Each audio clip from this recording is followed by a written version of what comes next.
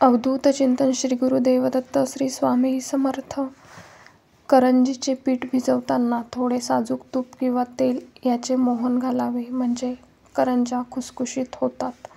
करंज्याच्या सारणात सुके खोबरे थोडे भाजून घालावे म्हणजे करंज्या लवकर खराब होणार नाही.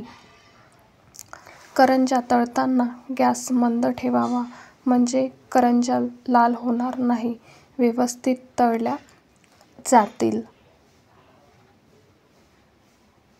अनारसे करण्यासाठी तांदूळ हा जुना असावा, तो व्यवस्थित साफ करून घ्यावा. अनारसे करण्यासाठी तांदूळ स्वच्छ धुवून 3 दिवस भिजत ठेवावा. तांदळातले पाणी रोज बदलावे. त्याला 3 दिवस भिजवणे गरजेचे आहे. नंतर सर्व पाणी काढून तांदूळ आंबट ओले सुकवून घ्यावे आणि मगच बारीक करावे.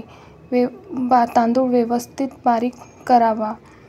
पीठ चाळून अनारसे करावे. तळलेले अनारसे निथळून घ्यावे जेणेकरून त्याला तेल राहणार नाही.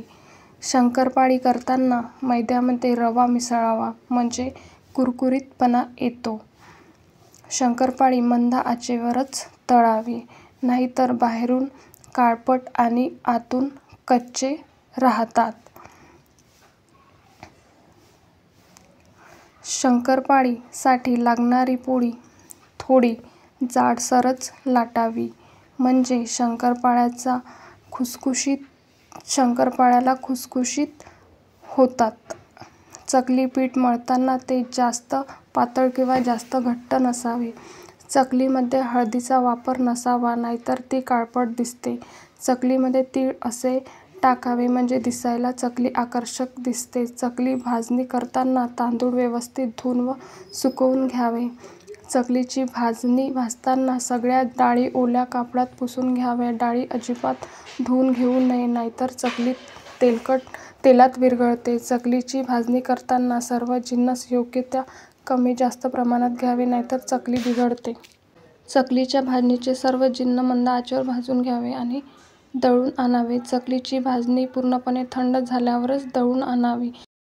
चकली तळताना तेल कडकडीत गरम करून घ्यावे आणि मध्यम ते मंद आचेवर चकली तळून घ्यावी, नाहीतर ती वरून तळल्या जाते आणि आतून कच्ची होते आणि चकली लूज पडते. चिवडा बनवताना पोहे किंवा मुरमुरे आधी थोडे भाजून घ्यावे म्हणजे चिवडा छान कुरकुरीत होतो. चिवड्याचे सर्व साहित्य: चिवडा बनवताना त्यात पिठी साखर टाकावी. पिठी साखर बारीक करून टाकावी. चिवडा बनवण्यासाठी आपण त्याला लागणारे सर्व साहित्य तयार ठेवावे म्हणजे काही साहित्य विसरणार नाही आणि आपली धावपळ होणार नाही.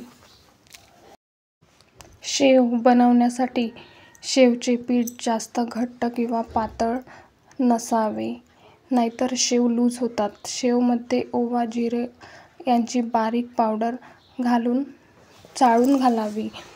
शेव तेलात सोडताना सोऱ्याचे तोंड नीट बसले आहे की नाही याची खात्री करून घ्यावी. गोड शंकरपाळी करण्यासाठी 1/4 वाटी साखर, 1 वाटी पाणी, साखर विरघळेपर्यंत उकळून घ्यावे. मिश्रण थंड झाल्यावर त्यात जेवढा बसेल तेवढा मैदा घालून पीठ मळून घ्यावे. त्यामुळे शंकरपाळी बरोबर होतात, अजिबात बिघडत नाही.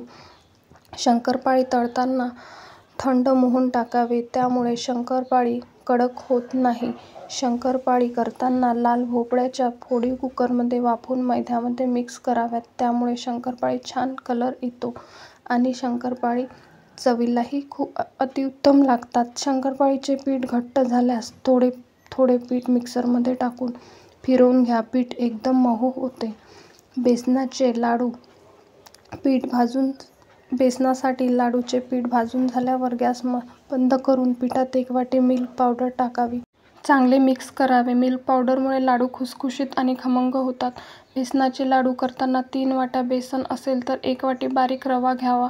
रवा प्रथम भाजून मग बेसन पीठ भाजावे. मग दोन्ही मिक्स करून एकत्र थोडे भाजून थंड करून पिठी साखर, वेलची पूड आणि तूप घालून लाडू वळावे. बेसनाचे लाडू करताना अर्धवट पीठ भाजून झाल्यानंतर त्यामध्ये थोडासा दुधाचा हबका मारावा, त्यामुळे लाडू चिकट होत नाही. बेसनाचे लाडू करताना हरभरा डाळ भाजून नंतर रवाळ दळून त्याचे लाडू करावे, त्यामुळे तूप कमी लागतं. भाजल्यामुळे पौष्टिकपणा पण वाढतो, पचायला हलके होतात आणि लाडू खमंग लागतो.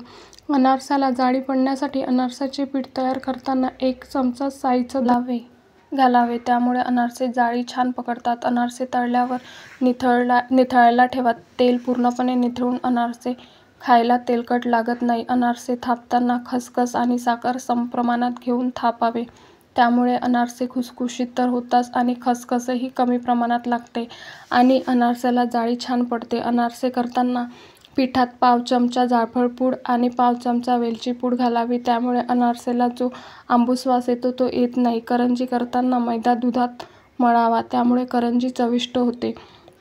करंजी करताना कधीही कडकडीत मोहन घालू नये. तूप व तेल हाताने फेटून त्यात मैद्यामध्ये पीठ मळून घ्यावे. करंजी तळल्यानंतर गरम असताना सुईने 4-5 जागी टोचावे, त्यामुळे करंजी वाफ निघून जाते आणि करंजी फुगलेली राहते. करंजी खुसखुशीत होण्यासाठी 1 वाटी मैदा असेल तर 1 चमचा कॉर्नफ्लॉवर टाकल्यामुळे तूप कमी लागते आणि करंजी तुपकट लागत नाही. फराळ बनवण्यासाठी या महत्त्वाच्या टिप्स तुम्हाला कशा वाटल्या ते कमेंट्स करून सांगा. व्हिडिओ आवडला असेल तर चॅनलला लाईक करा, शेअर करा आणि सबस्क्राईब करायला विसरू नका. भेटू अशा एका नवीन माहितीपूर्वक व्हिडिओजमध्ये. तोपर्यंत खूप खूप धन्यवाद. तुम्ही व्हिडिओ शेवटपर्यंत बघितल्याबद्दल तुमचे खूप खूप आभार. श्री स्वामी समर्थ. तुम्हाला दिवाळीच्या खूप खूप शुभेच्छा.